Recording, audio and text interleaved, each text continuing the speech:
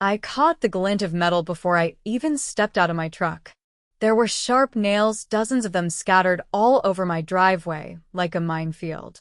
I stared down, heart pounding, as I realized someone had deliberately done this. These weren't dropped by accident. These were placed, pointed up, ready to shred tires or worse. And I already knew exactly who was behind it. Deborah. Deborah Whitmore. Mid-50s, bob haircut stiff with hairspray, voice like a smoke alarm. She was the vice president of our HOA, which basically meant she treated the entire neighborhood like her personal dictatorship. If your grass was a half-inch too tall, violation. Trash can visible from the side of the house for more than 10 minutes. Violation. She once fined a guy for having non-regulation wind chimes. Deborah had it out for me ever since I refused to repaint my mailbox beige. She said slate gray wasn't harmonious with a community palette. I said it's a mailbox, not a mural. That didn't go over well. I bent down and snapped photos of the nails with my phone. Then I noticed something even more telling: 2 sets of footprints in the dew-covered grass right next to the driveway. One set was mine. The other? Smaller. Likely a woman's. Leading right from Deborah's yard to mine. I took pictures of those too. Later that evening, I installed a camera under the eaves of my garage. I should have done it weeks ago. I'd been getting anonymous violations for nonsense, unauthorized lighting, improper vehicle placement, all clearly coordinated by Deborah. I just hadn't had proof. Until now. The next morning, I was careful. I scanned the driveway before backing out. All clear. But when I got home from work, surprise, more nails. This time, with a few bent paper clips thrown in for variety. Who does that? I didn't touch them. Just walked around, snapping more photos. Then I pulled up the footage. There she was. Deborah Whitmore, in broad daylight, waddling over with a plastic bag and dumping metal hardware across my driveway like she was feeding pigeons. She looked around, then strutted back across the lawn like she hadn't just committed a literal crime. I could have stormed over right then. But I've dealt with people like her before. They thrive on drama. What they hate: paper trails. So I got to work. That night, I compiled everything: timestamps, photos, the footage. I even printed out the HOA's own bylaws, highlighting every code she had violated herself. Intentional property damage. Harassment of other residents. Unsafe conduct. Then I dropped it all in a folder, labeled it for official complaint evidence enclosed, and slid it into the HOA office mailbox right before the deadline for the monthly meeting. Deborah had no idea what was coming. The HOA meeting was held in the clubhouse, a beige stucco building that looked like it had been designed by a committee that hated color and personality. I parked a block away. Not because I was hiding. My truck still had the same slate gray mailbox mounted in the bed as a joke, but because I didn't trust Deborah not to slash my tires if she saw me coming. Inside, the usual suspects were already assembled: retirees in polos, a few younger couples, and the HOA board perched at the long folding table like royalty. Deborah sat at the center, shuffling papers with exaggerated purpose. Her husband, Carl, sat beside her, silent and glassy-eyed, as if he'd long ago given up trying to stop her from taking over every inch of shared space in the neighborhood. I didn't say a word when I walked in. Just dropped my folder onto the community concerns stack in front of Chairperson Ellis, the only board member who ever seemed vaguely reasonable. He glanced at the label, flipped open the front page, and immediately straightened in his seat. "Mr. Dalton," he said, clearing his throat, "would you care to speak to your filing before we proceed?" Deborah didn't even look up. She was too busy pretending she hadn't just heard my name. I stepped forward and pulled a flash drive from my pocket. "I'd like to present visual evidence," I said. "It's all time-stamped, unedited, relevant to multiple sections of the HOA charter, particularly those concerning property safety and board member conduct." Ellis nodded and turned to the guy at the tiny AV station. Within seconds, The footage played across the wall-mounted monitor behind the board. There she was, caught red-handed. Twice. The first clip showed her emptying nails from a gallon-sized freezer bag onto my driveway with the precision of a demented gardener. The second showed her returning less than 24 hours later, tossing a few screws into the mix like she was seasoning a roast. The room fell into a strange silence. Not shock, more like the awkward quiet of people realizing they'd let something fester too long. A few gasps, a sharp whisper from someone in the back. Carl pressed his knuckles to his mouth. Deborah's voice cut the silence like a rusty saw. "This is ridiculous," she snapped. "That footage proves nothing. Anyone could've. You live 2 doors down," I said. "The footprints came from your lawn. The camera has facial recognition overlays. And I have timestamps matching the exact minute you walked back through your side gate." Ellis didn't blink. "Mrs. Whitmore," he said, "do you deny that it is you in the footage?" She opened her mouth, then closed it. Her eyes darted to Carl, who stared straight ahead, then back to Ellis, who was now holding the printed pages I'd submitted. "According to our records," he continued, "this is not the first complaint involving you and Mr. Dalton. But this is criminal behavior. I have no choice but to formally suspend your voting privileges pending investigation." "You can't do that," she hissed. "I'm vice president." "Not anymore."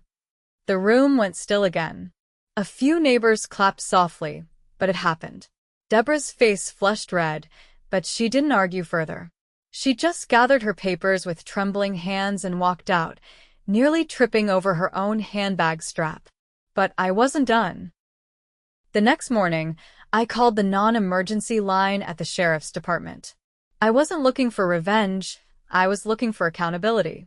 Dumping sharp metal on someone's driveway? That wasn't just petty. It was dangerous. Someone could have been injured. A pet. A kid. Deputy Ramirez showed up an hour later. I gave her the footage, the photos, and the footprint documentation. She watched everything twice without saying much, then asked a few questions about timing and how long it had gone on. "This is textbook criminal mischief," she said finally. "You've done most of our work for us." I didn't say it, but I was already ahead of her.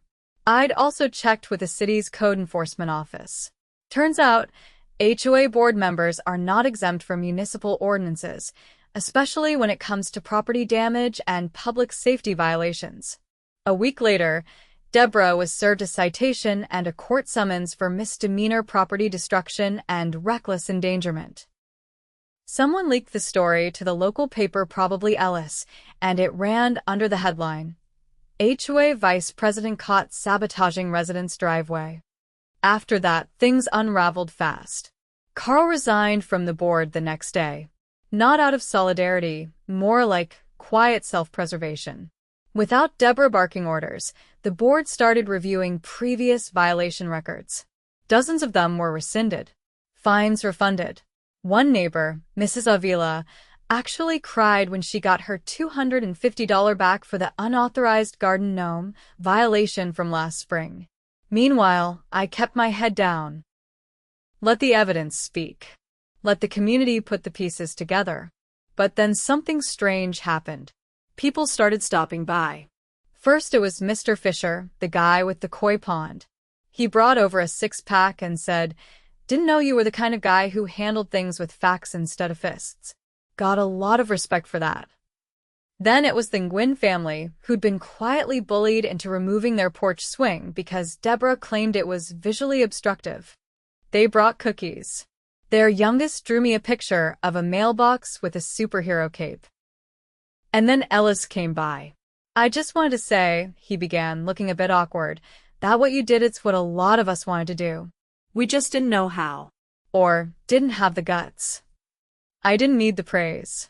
But I appreciated the honesty. 2 weeks after the court date, Deborah was fined nearly $2,000. Not by the HOA, by the city. The judge didn't find her excuses compelling. Particularly not after I handed over a printed transcript of her rant at the meeting. She was also ordered to complete 20 hours of community service, which ironically included picking up trash near the community clubhouse. She tried to appeal. It didn't go well. Eventually, Deborah sold her house. Quietly.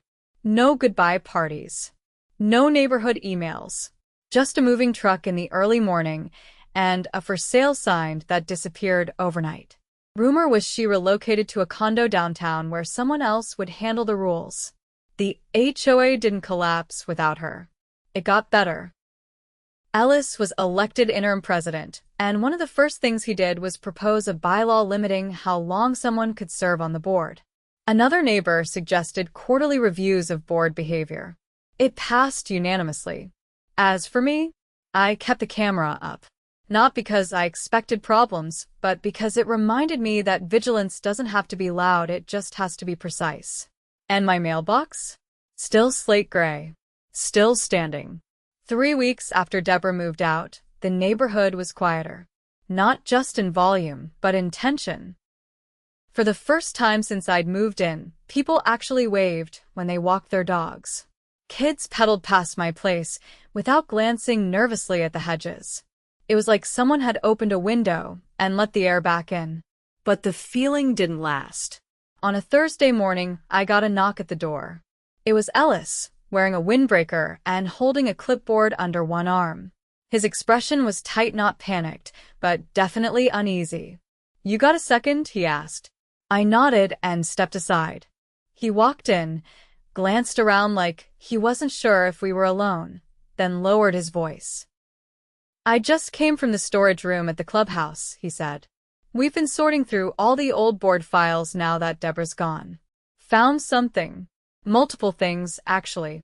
I think you need to see them." I followed him to his car. In the trunk, he had 3 cardboard boxes filled with manila envelopes, most of them unmarked. He reached into the top box and pulled out a thin folder, then handed it to me.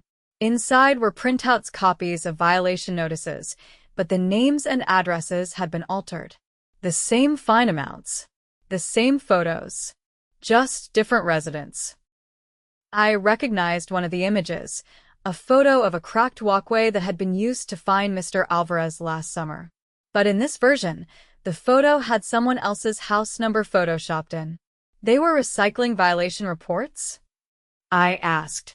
"Not just recycling," Ellis said. "Manufacturing. These weren't even real infractions in some cases. And Deborah signed off on all of them." He handed me another folder. This one had bank statements, HOA accounts showing payments being transferred into what looked like a consulting company account. The name? WHDR Neighborhood Services.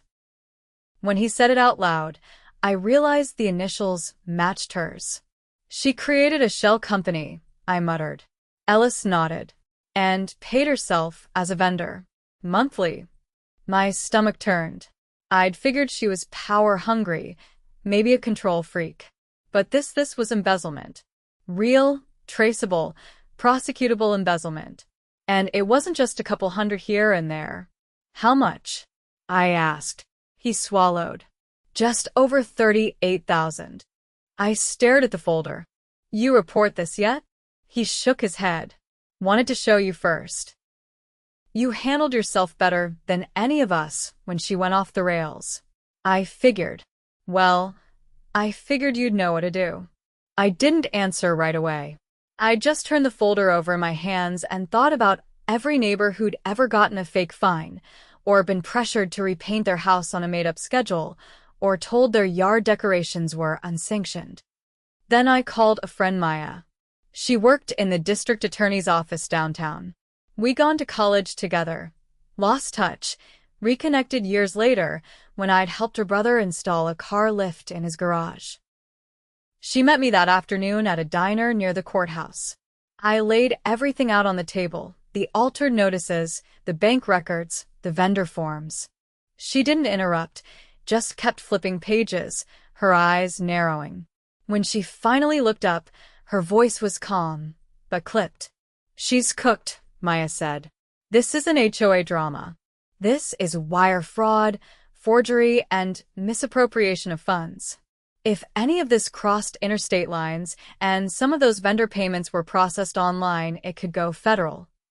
I leaned back. What's the first step? I'll bring it to my office's white-collar crimes unit, she said. But I'll need statements. Yours, Ellis's, maybe a few other residents who received those fake violations. If this goes to trial, we'll need to show a pattern. I was already making a mental list. Over the next week, Maya's team collected testimony. Ellis gave a full deposition. So did Mr. Alvarez, who turned out to have kept every single fine he'd ever received, even the ones he'd paid under protest. He brought them in a shoebox, sorted by date. Then came the real kicker. One of the HOA's former treasurers, a woman named Lee who had resigned last year under vague circumstances, contacted Maya after hearing about the investigation. She provided emails, dozens of them between her and Deborah. Some were instructions to reissue checks under different line items. Others were more blunt. One read simply, "No paper trail. Use the WHDR account." After that, it moved quickly. A warrant was issued. Deborah was arrested at her new condo during a morning jog. She didn't even make it past the lobby. Maya told me later that Deborah tried to claim the payments were consulting fees for administrative support, but there were no contracts, no documented services, and no board approvals. The HOA board voted to cooperate fully. They turned over every file, every ledger, even the backups from the old HOA email server. The forensic audit revealed that Deborah had been siphoning money for more than 2 years. When the indictment came down, it had 4 felony charges: fraud, theft by conversion, forgery, and wire fraud. The total restitution amount listed was $42,000 and change, including pending claims. At the preliminary hearing, Deborah's attorney tried to paint her as an overwhelmed volunteer who didn't understand the complexity of HOA operations. That didn't hold up long. The judge ordered her held on bond pending trial, citing the breadth of the evidence and the likelihood of further victims coming forward. They weren't wrong. Within days, more neighbors stepped up. The Nguyen's found a notice in their files that had never been mailed to them but was marked paid. The check had been deposited into the WHDR account. Another neighbor, a widower named Riley, had been fined for excessive foliage on a property line that didn't even belong to him. That money? Never documented in official HOA ledgers. Ellis looked exhausted but relieved. The rest of the board held emergency meetings to amend the bylaws' new rules around financial transparency, term limits, and independent audits. They even installed a permanent community liaison position, not with voting power, but with access to all meetings and documents. I was unanimously nominated. I turned it down. Instead, I trained 3 neighbors on how to use public record tools, how to file open records requests, and how to cross-reference county property databases. I gave them a simple goal: make sure this never happens again. One afternoon, as I was sweeping my front porch, a man walked up the driveway. He was in his 60s, denim shirt tucked into slacks, thick binder under one arm. "You Dalton?" he asked. I nodded. He extended the binder. "Name's Foster. I'm on the board over in Meadow Hills. Heard what you did. We've got a situation of our own. Mind if I pick your brain?" I took the binder. "Come on in. I've got coffee." The fallout from Deborah's arrest kept rippling for weeks. Local news picked up the story. HOA corruption wasn't exactly front-page material, but the headline caught attention. Homeowner uncovers embezzlement scheme in suburban HOA. The article quoted Ellis, who credited an observant resident with a backbone and a camera for exposing the operation. My phone buzzed for days. Friends from work, neighbors from other streets I barely knew. Even the mail carrier gave me a nod and said, "Heard you took down the Queen." But I didn't feel like a hero. I felt like someone who got tired of watching people get stepped on. Someone who realized that you don't have to yell or throw punches to push back. You just need documentation, timing, and the guts to follow through. And maybe a really good security camera. By the time Deborah's trial rolled around, the HOA had already started issuing reimbursements. The new board set up a community vote to use recovered funds to fix the clubhouse roof and install a shaded picnic area by the lake. The vote passed nearly unanimously. Life settled again.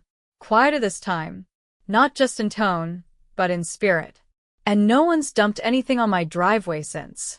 Ellis dropped by again on a rainy Tuesday. He didn't bring files or ask for advice this time. He just stood on my porch, his windbreaker dripping, and said he'd been subpoenaed. So had half the board. The trial was moving forward. Prosecution's got teeth, he said, shaking out his umbrella. They aren't treating this as a slap on the wrist case. They're building something big. I handed him a towel from the hall closet and motioned toward the kitchen. Coffee's on the left, I said. You want to sit for a minute? He nodded and followed me in, his shoes leaving faint prints on the hardwood. He looked tired. Not the kind of tired that comes from lack of sleep, but the kind that settles in after too many months of watching a community unravel from the inside. They're calling us one by one, he said, taking a seat. Witness lists, evidence review. It's all formal now. Depositions are done. State attorneys are requesting trial prep meetings next week. I poured 2 mugs and slid one across to him. You think she'll take a deal? I asked. Not after what I'd just heard. He set the mug down gently. They found a second account. Under her sister's name. Same kind of deposits. HOA funds disguised as reimbursements for things like newsletter printing and holiday decor consulting. Her sister lives in Arizona. I leaned back and exhaled slowly. She's not just going down for fraud, I said. That's coordinated theft. Multiple jurisdictions. They'll add conspiracy charges. Ellis nodded. And if they can prove she used the HOA as a front for personal enrichment over state lines? Federal bank fraud's on the table. The trial date was set for early spring. The courthouse downtown had already allocated a larger courtroom due to the growing witness list. There were now over 20 residents listed as victims, each with their own falsified violations, misdirected payments, or altered communications. I showed up on the first day wearing the same work shirt I wore when I installed the camera that started all. It felt right. The courtroom was packed. Neighbors, journalists, even a few city officials who'd taken interest after the story made rounds in municipal oversight circles. Deborah sat at the defense table, thinner than I remembered, her jaw set in a hard line. Her attorney handled everything: motions, objections, opening statements, but she kept her eyes forward, never once turning to glance at the people she'd steamrolled for years. The prosecution laid it out meticulously. First came the financial records, transfers from HOA accounts to WHDR Neighborhood Services, then from WHDR to a secondary account tied to her sister. Then came the metadata timestamps showing edits to violation forms, IP logs from her home computer accessing the HOA filing system after board hours. Then came the witnesses. Mr. Alvarez went first, quiet, dignified. He read his statement without emotion, laying out how he'd paid a fine for a sidewalk crack that didn't exist, how he'd asked for an appeal and received a letter from legal counsel that turned out to have been written by Deborah herself using a fake letterhead. That letter was shown to the jury. Then came Mrs. Avila, who described how she'd been threatened with a lien over a $150 garden violation. Her voice cracked once, but she kept going, even when Deborah's attorney objected to the emotional nature of her testimony. The judge overruled. Let the witness speak. When it was my turn, I walked up with the original flash drive. The court clerk took it, loaded the footage, and the same video played as it had months ago. Deborah, in daylight, dumping nails onto my driveway with robotic certainty. I didn't look at her. I just faced the jury. My concern wasn't just that my tires might get popped, I said. It was that someone could have stepped on one. A kid. One of the neighborhood dogs. And when I realized who did it, I didn't want revenge. I wanted her to stop pretending this community was hers to punish. The defense tried to poke holes. Claimed the footage could have been doctored. Claimed the fines were within her discretion. Claimed the financial records were misunderstood. But the jury wasn't buying it. The turning point came on day 4. Maya brought in a surprise witness, Lee, the former treasurer. She'd been granted limited immunity in exchange for her full cooperation. She testified about how Deborah pressured her to sign blank checks, how she was told to keep quiet if she wanted to stay out of legal trouble, and how she found a stash of unused HOA letterhead with pre-signed violation forms in Deborah's personal filing cabinet. She kept a stamp with Ellis's signature, Lee said. Used it to rubber stamp approvals the board never saw. The courtroom went still. Even Deborah's own attorney didn't object. By the end of the week, the jury was visibly done. They deliberated for only 3 hours before delivering a unanimous verdict. Guilty. On all 4 counts. The sentencing came a month later. The judge, a sharp-eyed woman with a reputation for zero patience when it came to white-collar crime, didn't hold back.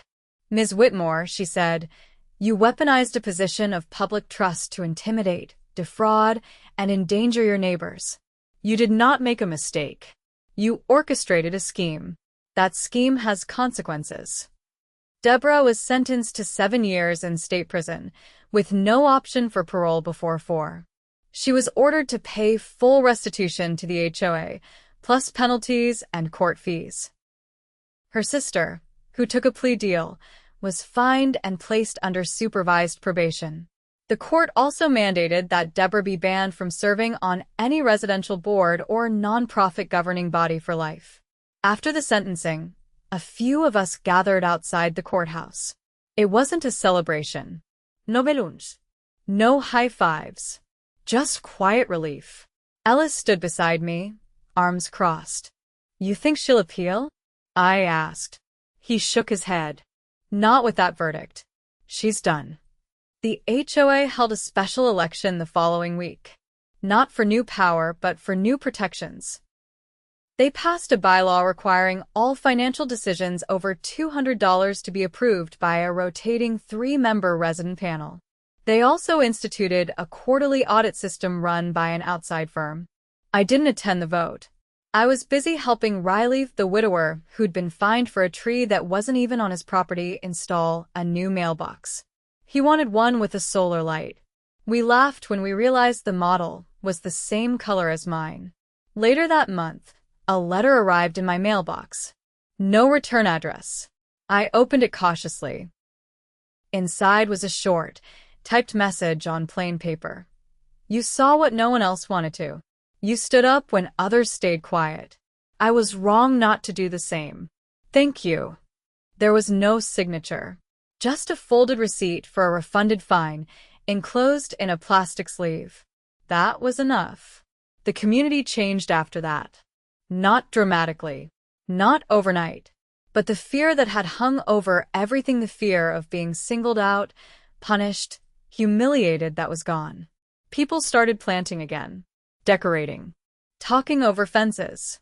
It felt like a neighborhood again. And I kept the camera up. Not because I expected trouble, but because it reminded me that sometimes doing the right thing isn't about being loud. It's about being thorough, patient, relentless in the face of petty tyranny.